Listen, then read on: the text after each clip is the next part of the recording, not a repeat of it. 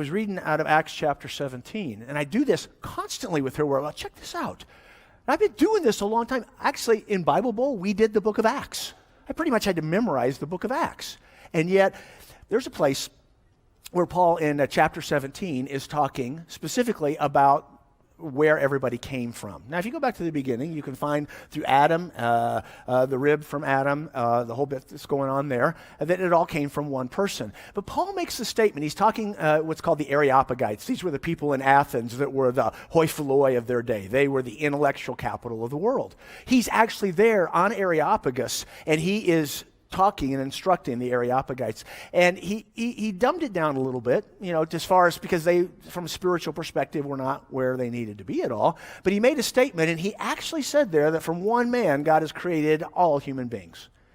Now, you might go, okay, what's the big deal? Well, guys, the reality behind that, even though we know that, is that statement alone, can you imagine how huge that was to them? Because what that shows us, that within Adam, every single characteristic that we see in our world today, every single race was available within his genetic pool.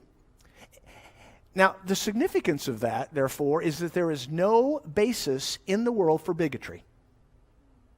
There's no basis whatsoever.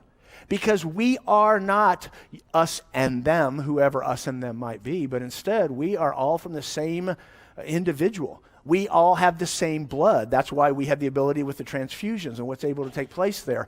And the significance of that, it just kind of blew my mind. Like, that is so awesome what he said there. Now, I probably ought to back up a little bit.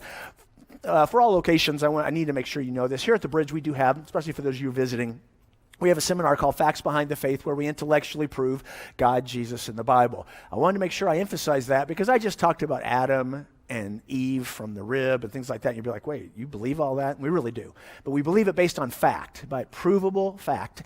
And for the record, only Christianity has the ability to prove what I say to be true. I've looked at all the other religions, and the reality is no one else is able to authenticate what they say.